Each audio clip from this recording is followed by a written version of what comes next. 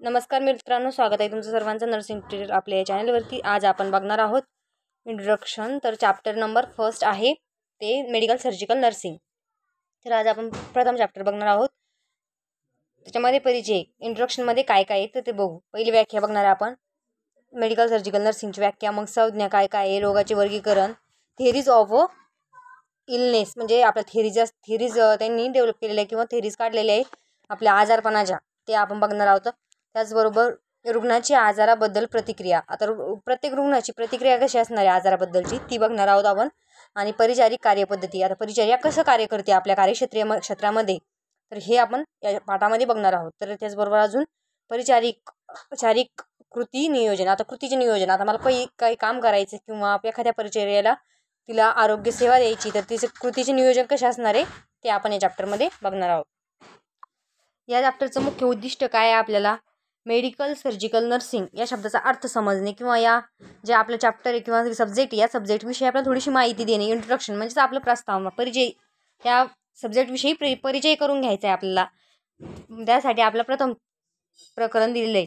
तर mental हेल्थचा first चॅप्टरचा video मी upload केलेला आहे ऑलरेडी, व्हिडिओ बघू शकता तुम्ही। त्याचबरोबर GNM फर्स्ट इयरचं बायोसायन्स म्हणजेच ॲनाटॉमी अँड फिजिओलॉजी, त्याचं पण पहिले लेक्चर मी अपलोड केलेलं आहे, आपल्या चॅनलवर अपलोडेड आहे, तरी तुम्ही व्हिडिओ जाऊन बघू शकता। प्लेलिस्ट पण बनवलेली आहे GNM first year, GNM second इयरची, त्यामध्ये सर्व प्रकारचं स्टडी मटेरियल किंवा लेक्चर अवेलेबल आहे। तर आता सर्वप्रथम बघू आपण याच्यामध्ये प्रत्येक गोष्ट मी तुम्हाला व्यवस्थित समजून सांगणार आहे। खूप लेंदी व्हायला होत असेल तर पार्ट 2 करू, नाहीतर मग तुम्ही वाचून घ्या।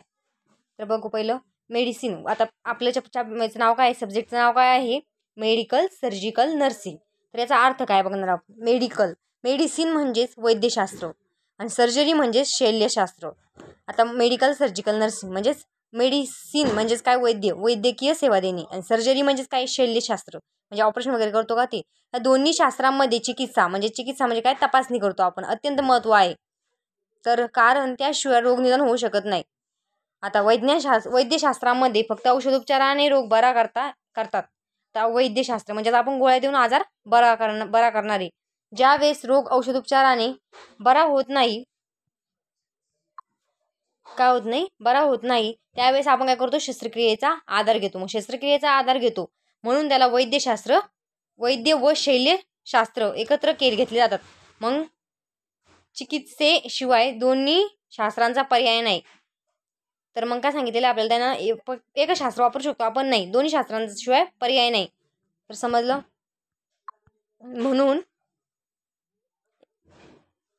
म्हणून आपण वैद्यशल्य चिकित्सा व त्यावेळी करण्यात येणारी परिचर्या व या विषयामध्ये शिकवणार आहोत। आपण या विषयामध्ये काय शिकवणार आहे, शल्यचिकित्सा आणि वैद्यचिकित्सा। तर समजलं। त्याच्यामध्ये आपण म्हणजे गोळ्या औषध घेऊन आजार बरा करणार आहे, त्याचबरोबर आपण गरज भासल्यामध्ये शस्त्रक्रिया करून सुद्धा आजार बरा करण्याचा प्रयत्न करणार आहे। डेफिनेशन बघू आपण, चला। ही डेफिनेशन आहे। त्याच्यामध्ये मेडिसिन म्हणजेच वैद्यशास्त्र, वैद्यचिकित्सा, आता वैद्यशास्त्राची मेडिसिनची आपण डेफिनेशन बघू। हे एक शास्त्र असून, आता हे एक शास्त्र आहे, यामध्ये आजार झाल्यानंतर रोग निदान करून तो रोग बरा करण्यासाठी औषधोपचाराने बरा केला जातो। आता मेडिसिन शब्दामध्येच आपल्याला समजतं याच्यामध्ये काय देणार आहे, आपण त्यांना गोळ्या औषध देणार आहे। वैद्यचिकित्सा आणि मेडिसिन हे एकच आहे, कन्फ्युज व्हायचं नाही अजिबात। मेडिसिन लक्षात ठेवायचं आणि वैद्यशास्त्र लक्षात ठेवायचं किंवा वैद्यचिकित्सा लक्षात ठेवायचं आहे। तर हे एक शास्त्र असून, हे काय एक शास्त्र आहे, यामध्ये आजार झाल्यानंतर काय करणार आहे, आपण रोग निदान करणार आहे आणि तो आजार बरा करण्यासाठी औषधाचा वापर करणार आहे, गोळ्या औषधाचा वापर करणार आहे। तर समजली, ही डेफिनेशन खूप सोपी आहे। यानंतर आपण बघू शल्यचिकित्सा म्हणजे सर्जरी म्हणजे शल्यचिकित्सा। सर्जरी म्हणजे ऑपरेशन करतो आपण, शस्त्रक्रिया लक्षात ठेवा, सोपे शब्द, शल्यचिकित्सा, शल्य आणि शस्त्रक्रिया लक्षात ठेवलं, ठीक लक्षात ठेवायच्या, मग आपल्या लक्षात चांगलं राहतं। आता हे एक शास्त्र आहे, हे पण कसं एक शास्त्र आहे जे रोग फक्त औषधाने किंवा औषधोपचाराने बरे करता येणार नाही, त्यासाठी आपण शस्त्रक्रियेचा उपयोग करतो। आता अपेंडिक्स आलं, त्या अपेंडिक्सला आपण शस्त्रक्रिया, आता याच्यामध्ये गोळ्या औषधाने ते कंट्रोल झाला नाही तर आपल्याला त्याला ऑपरेशन करूनच बाहेर काढावं लागतं। तर समजलं, शल्यचिकित्सा कळलं आणि वैद्यशास्त्र पण कळलं। तर समजलं, दोन्ही डेफिनेशन चांगल्या प्रकारे पाठ करून ठेवा। विचारले जातात. आता त्याच्यानंतर जे IMP ते मी जास्त तुम्हाला हायलाईट करून किंवा परत समजून सांगण्याचा प्रयत्न करणार आहे. आणि चॅप्टर खूप मोठा आहे. आता ही फर्स्ट पेज आहे. असे 12 पेजेस आपल्याकडे. चॅप्टर भरपूर मोठा आहे. त्यामुळे तुम्ही पण वाचून घ्या वाटलंच. आणि हवं असेल तर व्हिडिओ थोडा छोटा बनवते मी, कारण जे IMP तेच आता आपण बघू. आता बघू चला. यावेळी जी शुश्रूषा करावी लागते ती शैलीची परिचर्या म्हणजे सर्जिकल नर्सिंग असे म्हणतात. समजलं. नेक्स्ट, मनुष्य निरोगी असणे म्हणजे काय तरी काय. तर मनुष्य निरोगी म्हणजेच काय? ज्या वेळेस माणसाचे शारीरिक, मानसिक आणि सामाजिक व्यवहार सुरळीत चालत असतात, त्याची कार्यक्षमता वाढलेली असते, या अवस्थेला आपण निरोगी अवस्था असे म्हणतो. तर निरोगी अवस्था, आता निरोगी अवस्था म्हणजेच काय? तर शारीरिक, मानसिक, सामाजिक व्यवहार चांगला आहे त्याच्यामध्ये कार्यक्षमता करण्याची त्याच्याकडे सक्षमता आहे, तर याला काय म्हणणार आहे आपण? निरोगी आयुष्य जगतोय किंवा निरोगी अवस्था असे म्हणणार आहोत. तर यामध्ये समतोलपणा कुठेही बिघडला म्हणजेच आजारपणाची सुरुवात होते. आता जे कोणता होईना हे समतोलपणा यायचा आपल्या निरोगी अवस्थेमध्ये, पण या निरोगी अवस्थेमध्ये थोडंफार हालचाल झाली किंवा असमतोलपणा आला किंवा बिघाड झाला तर आपण याला काय म्हणू? इलनेस किंवा आजारपण असे म्हणतो. समजलं. नेक्स्ट बघू. आता संज्ञा बघू. संज्ञांच्या व्याख्या. टर्मिनॉलॉजी. आता टर्मिनॉलॉजी अत्यंत IMP असतात. आता तुम्ही माणसाने पेपरला येतं, पेपरला येऊ पण शकतं, एखाद्या वेळेस येणार पण नाही, परंतु तुम्हाला हा सब्जेक्टमध्ये या शब्दांचा परत म्हणजे रियूज होत राहणार याचा यूज, त्यामुळे आपलं पाठ करणं अत्यंत गरजेचं आहे. इटिओलॉजीज म्हणजे काय? कारण मी मास म्हणजेच कॉजेससाठी आपण वापरतो. तर आता इटिओलॉजी म्हणजेच काय? तर यामध्ये आजार निर्माण होण्याची कारणे, त्याचबरोबर आता लक्षात ठेवायचा, हायलाईट कोणा करणार तुम्ही? कारणे. तर त्याचबरोबर रोग होण्यास कारणीभूत असणारी परिस्थिती, या दोघांचाही अभ्यास केला जातो. कारणांचा, कॉजेस यांचा अभ्यास केला जातो. समजलं तुम्हाला? इटिओलॉजी म्हणजेच काय? कारणांचा अभ्यास केला जातो. तर आता बघू असे म्हणतात. तर कारणीभूत, त्याच्यामध्ये तर बघा, कारणीभूत असणाऱ्या परिस्थितीवर प्रिडिस्पोजिंग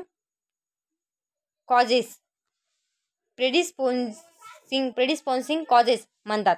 तर उदाहरणार्थ घ्या. आता क्षयरोग होण्याचे कारण क्षयरोगाचे जंतू.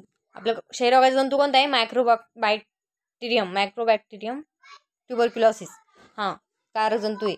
तर परंतु कारणीभूत परिस्थितीमध्ये म्हणजेच कारणीभूत परिस्थिती कोणती? वातावरण, दमट वातावरण, कोंडित वातावरण, जागेमध्ये राहणे आणि सुदगिरणीमध्ये काम करणे. समजलं. आता हे वातावरण, आता लक्षात ठेवा तुम्ही, आपल्या याच्यामध्ये काय शिकायला भेटते? कारक जंतू किंवा कारक आहे त्याच्याविषयी आपल्याला अभ्यास करणे, आणि त्याचबरोबर काय त्याच्या कारकाला योग्य वातावरण देणारं जे आपल्या शेजारचं वातावरण आहे, जे परिस्थिती येणार आहे त्याला आपण काय म्हणणार आहे? आपण या दोन्हीचा अभ्यास केला जातो, त्याला काय म्हणतो आपण? इटिओलॉजी. आता नंतर आहे पॅथॉलॉजी. पॅथॉलॉजीमध्ये काय असतं ते बघू आपण.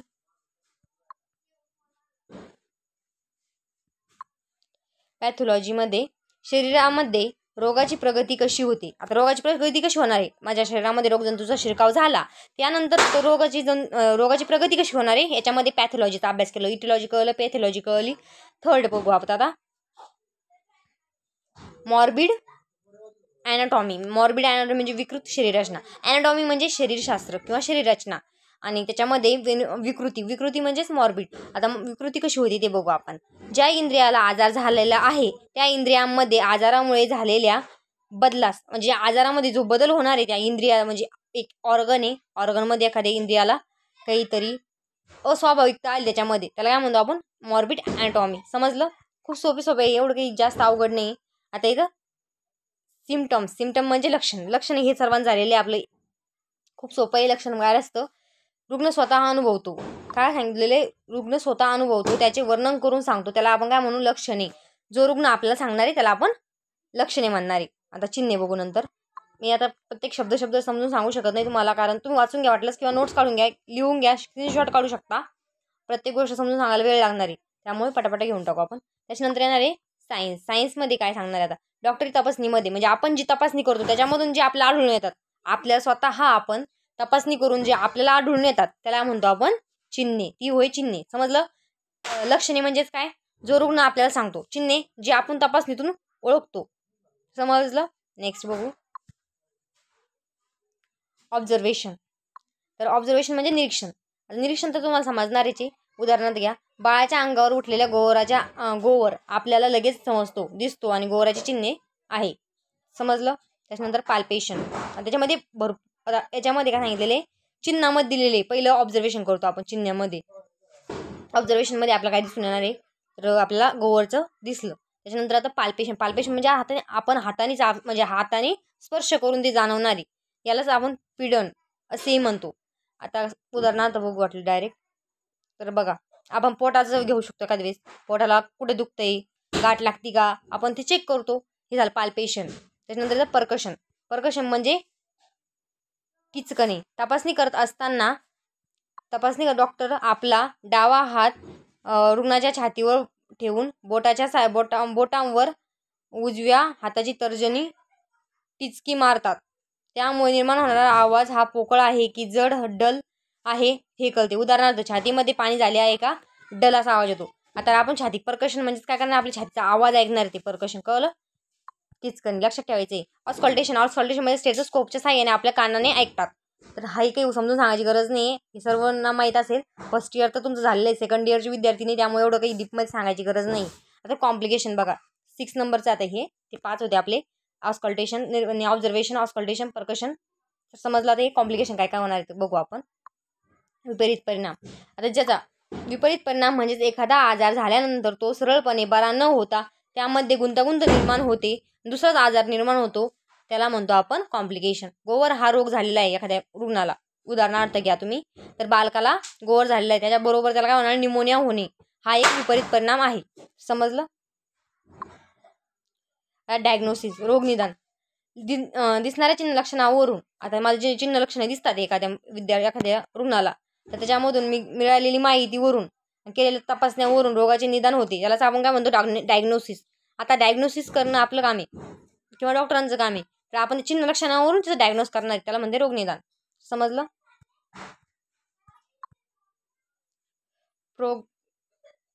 प्रोग्नोसिस, रोगाचे भवितव्य. एखादा रोग बरा होईल किंवा नाही, तो बरा होण्यास किती काळ लागेल, त्यातून होणारे संभाव्य परिणाम कोणते. आता परिणाम कोणते होऊ शकते, विपरीत परिणाम, चांगले परिणाम, वाईट परिणाम. तर या सर्व माहितीलाच आपण रोगाचे संभाव्यता असे म्हणतो. समजलं. हे एवढं विचारले जात नाही रोगाचे भवितव्य, पण बघू आपण तरी. आता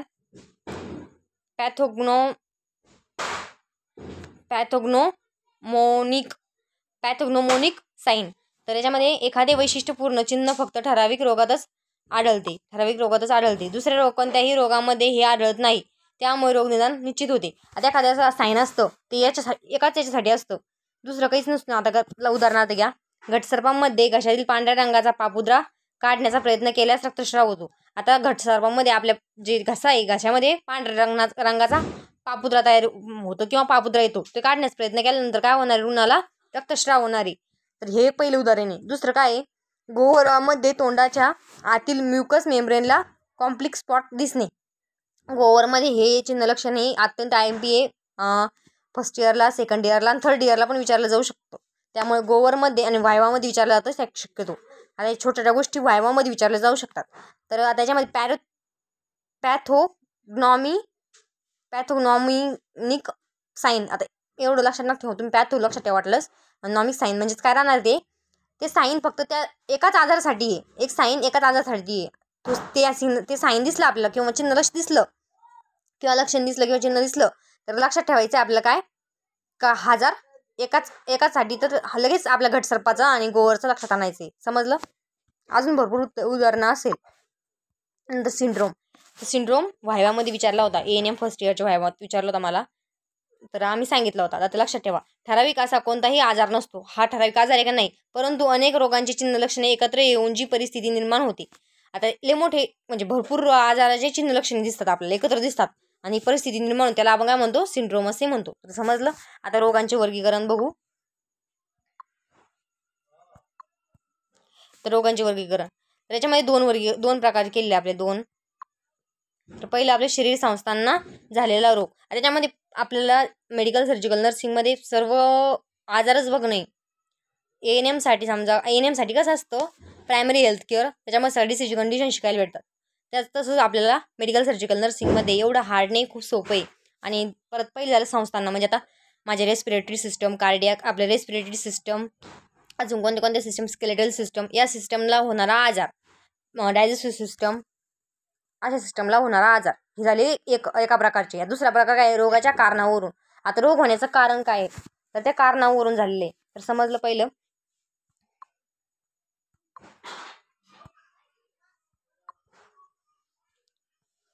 आता संस्थांना होणारे आजार कोणते, अस्थि, सांधे, स्केलेटल सिस्टमचा रोग. आता येऊ श्वसन संस्थेचा रेस्पिरेटरी डिसीज आहे. नंतर रक्तविसरण म्हणजे सर्क्युलेटरी डिसीज. त्यानंतर डायजेस्टिव्ह डिसीज, युरिनरी डिसीज, मज्जासंस्थेचे आजार, आपले मज्जासंस्थेचे अंतस्रावी म्हणजे आपले एक्झोक्राईन ग्लँडचे आजार. आता झाले पहिले आपले झाले किती, 7. आणि दुसरा आपला प्रकार कोणता पडलेला आहे, कारणांवरून. आता दुसरा प्रकार आहे कारणांवरून रोगांचे वर्गीकरण. आता कारण काय आहे पहिले तर कंजेनायटल म्हणजेच आपला अनुवंशिकतेमुळे होणारे आजार तर माहीतच असेल तुम्हाला. त्याच्यानंतर आता आपण बघणार आहे सर्व. आता पुढे आपण ह्या सब्जेक्टमध्ये काय काय बघणार आहोत त्याचा आढावा आज आपण ह्या चॅप्टरमध्ये घेणार आहे. त्यामुळे मी एवढं एक्सप्लेन नाही करणार, कारण आता मी जो प्रत्येक शब्द सांगते का त्याच्यावरती एक चॅप्टर्स होता, संपूर्ण चॅप्टर आपल्याला तो डीपमध्ये बघायचा आहे. तर तुम्हाला नेमकं हा सब्जेक्ट काय आहे, यामध्ये आपलं काय बघणार आहोत याची माहितीसाठी आपण हा व्हिडिओ बनवतोय. आता नंतर येतं दुखापतीमुळे उद्भवणारा आजार, ट्रोमॅटिक डिसीज. दुखापत म्हणजे लक्षात ठेवायचं ट्रोमा, समजलं. नंतर येतं आपलं इन्फेक्शन जंतुदोषामुळे, संसर्गामुळे होणारे डिसीज. हे पण फर्स्ट इयरला बघितलं मायक्रोबायोलॉजीमध्ये. त्याच्यानंतर रक्ताभिसरणातील दोषामुळे होणारे आजार, रक्ताभिसरणातून ते पण बघू आपण. आवाळू, नवीन पेशींची वाढ होणे, उद्भवणारे ट्युमर मग कॅन्सरचं पण ट्युमर असू शकतो, कॅन्सरसारखे आजारी.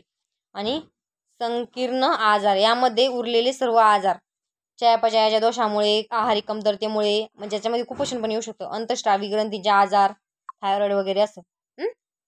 तर याच्यामध्ये थेरीज वैद्यशास्त्राचा इतिहास आपण प्रथम वर्षात सविस्तरपणे पाहिला.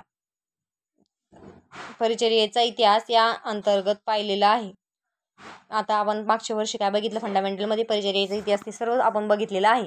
तर या ठिकाणी आपण थेरीज ऑफ इलनेस म्हणजे शास्त्रज्ञांनी थेरीज लिहिलेल्या आहे. तर आपल्याला इलनेस आजार पण म्हणजे नेमकं काय, प्रत्येक शास्त्रज्ञांनी प्रत्येक थेरीजमध्ये आजार म्हणजे नेमकं काय हे सांगितलेले. तर आता याची काही गरज नाही वाटत आहे मला, वाचून दाखवते वाटलंच, नाही तर तुम्ही वाचून घ्या, खूप वेळ येईल तरी मी वाचून दाखवते. जंतुविषयक थिअरी, इसवी सन 1822 ते 1995 मध्ये लुई पाश्चर हा ही फर्स्ट ANM प्रायमरीमध्ये पण लुई पाश्चरनी हीच थेरी आहे. या जंतूमुळे कुजण्याची क्रिया किंवा रोगनिर्मिती कशी होते याचा शोध लावला. या शास्त्रज्ञांनी. त्यानंतर ठराविक रोगजंतू हे संसर्गजन्य रोगास कारणीभूत आहे. आता ठराविक रोगजंतू हा संसर्ग होण्यासाठी किंवा रोग होण्यासाठी कारणीभूत असं त्यांनी शोध लावला. पण पाश्चरच्या यांच्या शोधामुळे औषधशास्त्रात चांगली प्रगती झाली या शास्त्रामध्ये. त्यामुळे जंतू संसर्गामुळे होणाऱ्या मृत्यूच्या प्रमाणात घट होण्यास मदत झाली. म्हणजे त्यांनी काय केलं, एक थिअरी लिहिली. लुई पाश्चर नावाचा एक सायंटिस्ट होता, त्यांनी काय केलं, एक शोध लावला. काय लावला, एका रोगजंतूपासून एक आजार होतो आणि तो कारणीभूत त्याच आजारासाठी असतो. मग त्यामुळे काय झालं, लोकांनी चांगला त्याच्याबद्दल थोडं जनजागृती झाली. मग त्याच्यामुळे औषध उपचार तयार झाला. मग त्यामुळे चांगली प्रगती झाली आणि लोकांना मृत्यूमध्ये जे म्हणजे पहिले जास्त मृत्यू व्हायचे ना, कारण डायग्नोस होत नव्हतं लवकर आजार, तर मग त्याच्या मृत्यूमध्ये घट झाली. आता त्याच्यामध्ये बघू, पोलिओमायटिसमुळे पोलिओ होतो. तर पोलिओमायटिसच्या जंतूचा शोध लावल्यामुळे त्या विरोधात रोगप्रतिकारशक्ती निर्माण करण्यासाठी साल्क आणि साबिन या पोलिओ वॅक्सिन निर्माण झाली. त्याचा वापर करून जगातून पोलिओ निर्मूलन करण्याचे प्रयत्न चालू आहेत. तर या वॅक्सिनमुळे पोलिओमायटिसमुळे होणारे मृत्यूचे आणि अपंगत्वाचे प्रमाण कमी झाले आहे. या थिअरीमुळे अनेक रोगजंतूचा शोध लावले गेले, उपचारही निघाले. सध्या सर्व जगामध्ये त्रासदायक ठरलेला ह्युमन इम्युनोडिफिशियन्सी व्हायरस म्हणजे एड्स, आपला HIV मुळे होणारा एड्स असतो. तर अक्वाइड इम्युनोडिफिशियन्सी सिंड्रोम हा एक रोग होतो. आता HIV एक काय व्हायरस आहे, तो आपल्या शरीरामध्ये गेल्यानंतर आपल्याला काय होणार आहे, एड्स होणार आहे. आता तर मग यावर उपचार व लस निर्माण संशोधन जोरदारपणे चालू आहे. परंतु अजूनपर्यंत याचा शोध लागलेला आहे का नाही, याच्यावरती ट्रीटमेंट नाही आहे चांगल्या प्रकारची, म्हणजे कन्फर्म ट्रीटमेंट नाही आहे, त्याच्यावर शोध चालू आहे अजून पण. तर समजलं आपल्याला. पहिलं लुई पाश्चरची थिअरी कळली तुम्हाला, त्याचबरोबर येतं बायोमेडिकल थिअरी. तर मला तरी बायोमेडिकल थिअरी, आता व्हिडिओ 20 मिनिटात झालेला आहे जवळपास. हे थिअरीपेक्षा आपण आता ह्या थिअरी बघा किती, ही कोणती थिअरी आहे, बायोमेडिकल थिअरी. तुम्ही वाचून घेऊ शकता किंवा स्क्रीनशॉट मारून हे करून घ्या. आता एक्सप्लेन करायला वेळ नाही एवढा. नंतर ती multi causal theory. Multi cause म्हणजे आपले कारणे. तर मग याच्यामध्ये काय सांगणार आहे, मोठे कारणे असणारे, भरपूर कारणे, वेगवेगळे कारणे असणारे अनुवंशिकतेमुळे. हे बघा याच्यामध्ये दिलेले, तुम्ही वाचून घ्या कारण चॅप्टर खूप मोठा आहे. प्रत्येक शब्द किंवा प्रत्येक कन्सेप्ट क्लिअर करायला वेळ जाईल खूप. आणि जर पाहिजे असेल तरी व्हिडिओ तुम्ही मला कमेंट करा व्यवस्थित, जे टॉपिक पाहिजे असेल त्याचा सेपरेट व्हिडिओ करून मी तुम्हाला शेअर करते. नंतर सायकोसोशल थिअरी. सायकोसोशल म्हणजे मानसिक आजाराविषयी यांनी थिअरी लिहिलेली आहे. रुग्णाच्या आजाराबद्दल प्रतिक्रिया. आता हे बघणार आहे आपण, आता हे बघितलं, हे इम्पॉर्टंट वाटते. रुग्णाच्या आजाराबद्दल प्रतिक्रिया काय काय. रुग्णाच्या आजाराबद्दलची प्रतिक्रिया प्रत्येकामध्ये वेगवेगळ्या प्रकारची दिसून येते. ही प्रक्रिया त्याचा स्वभाव, व्यक्तिमत्व, बुद्धिमत्ता, आजाराचे प्रकार, कालावधीवर अवलंबून असते. आता प्रतिक्रिया, रुग्ण तितक्या प्रकृती. जसं रुग्ण असणार त्याची प्रतिक्रिया कशी असणार आहे, आजाराशी वेगवेगळी असणार आहे. तर मग बघू. पाप भिरू व्यक्तीचे विचार करते की मलाच का आजार झाला आहे. आता एखाद्याला आजार झाला तर ते म्हणजे मलाच का झाला, मी कोणते पाप केले आहे, कोणत्या पापाचे फळं मला देवाने दिले आहे, असं विचार करत वगैरे वगैरे.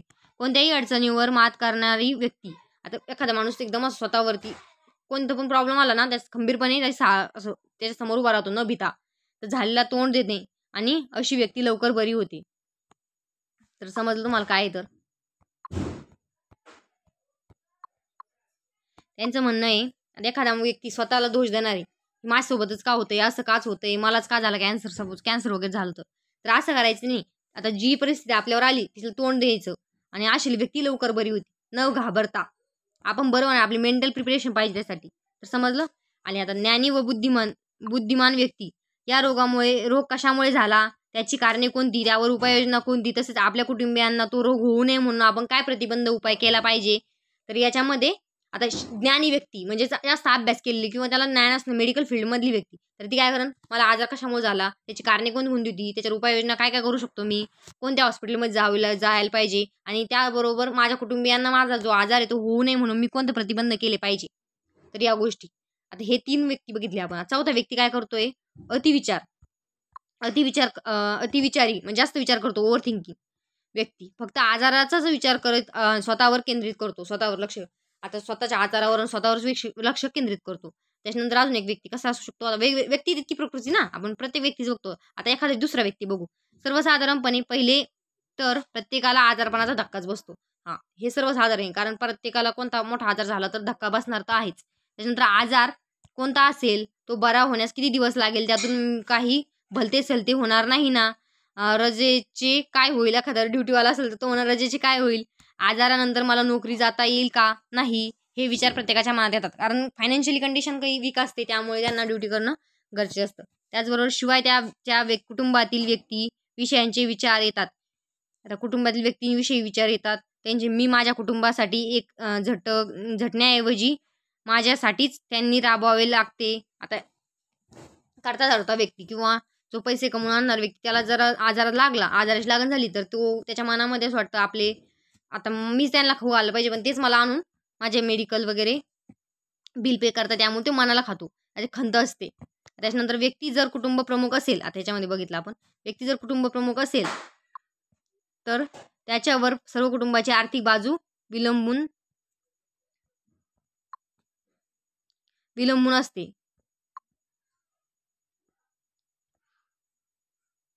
ती जबाबदारी तो पेलू न शकल्यामुळे अपराधीपणाची जाणीव होते. तो स्वतःच्या मनाला खातो, स्वतःला त्रास करून घेतो. स्त्री रुग्ण आपण आपल्या मुलाबाळांसाठी, नवऱ्यासाठी, कुटुंबियांसाठी काहीच करू शकत नाही याचे दुःख मनस्पात होते.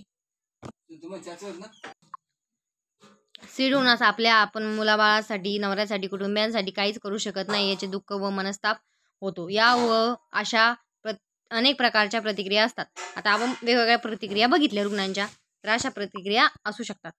सर्वच काही आपण या ठराविक ठिकाणी नमूद करू शकणार नाही. आता प्रत्येक गोष्ट आपण समजून शकतो नाही समजून सांगू शकत, भरपूर सांगितलं तरी पण वरील गोष्टींवरून नक्कीच आपल्या विचारांमध्ये चालना मिळाली असेल व आपण त्या दृष्टीने रुग्णाचे निरीक्षण करून आखणी करून अनेक प्रकारच्या प्रतिक्रिया पाहू व अनुभवू शकाल.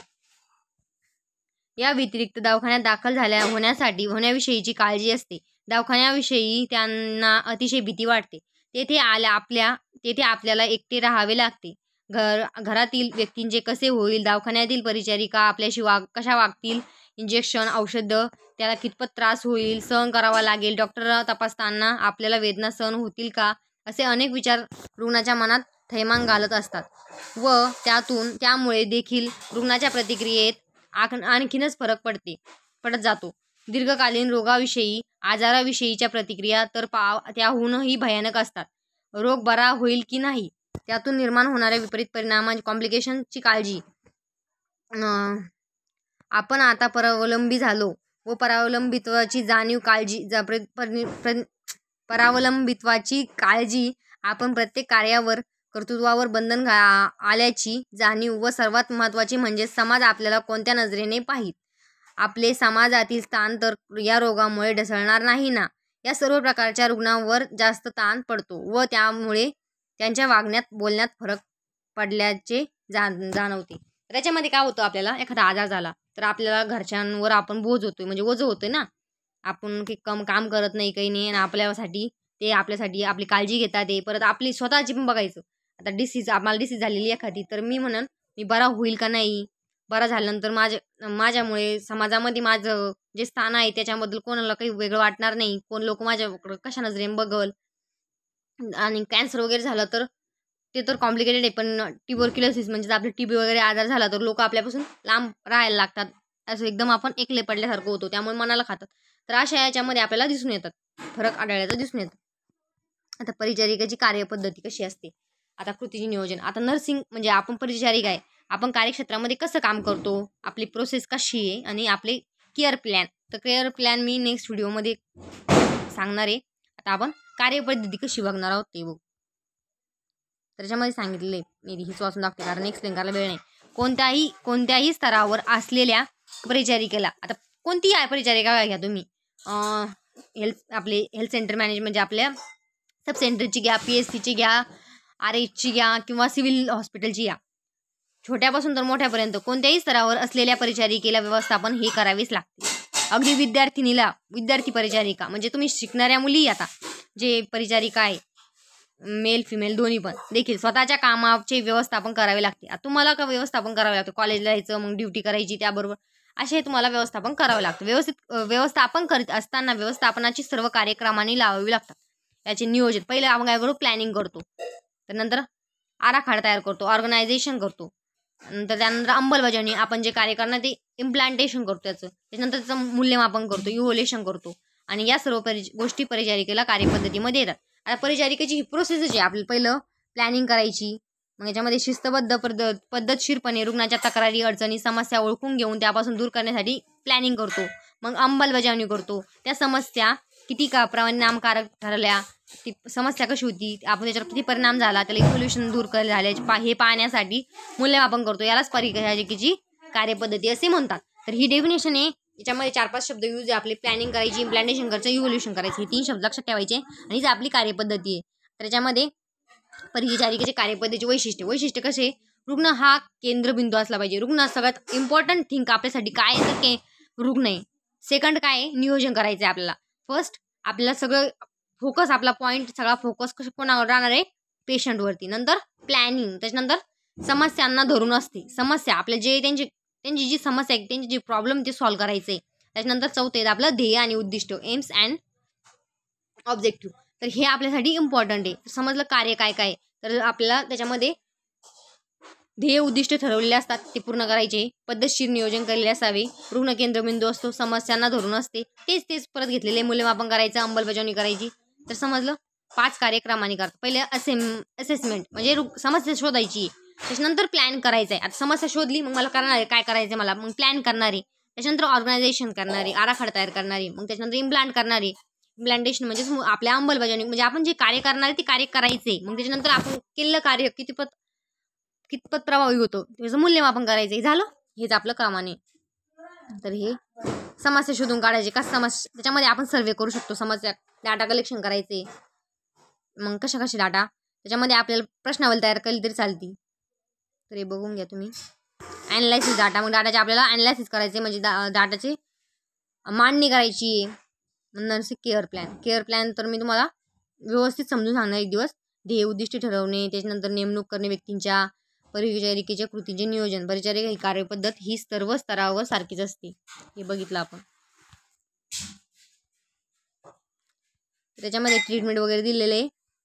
आता मी केअर प्लॅन तुम्हाला नेक्स्ट व्हिडिओमध्ये छानपैकी समजून सांगते, कारण आता हे खूप लेंदी झाला, 30 मिनिटाचा व्हिडिओ झाला ऑलरेडी. आणि असेच व्हिडिओ बघायचे असेल तर चॅनलला सबस्क्राईब करा, व्हिडिओला लाईक करा, जास्तीत जास्त चॅनलला सबस्क्राईब करण्याचा प्रयत्न करा. सबस्क्राईब वाढले तरच व्हिडिओ रेग्युलर अपलोड करणार आहे मी. तर धन्यवाद.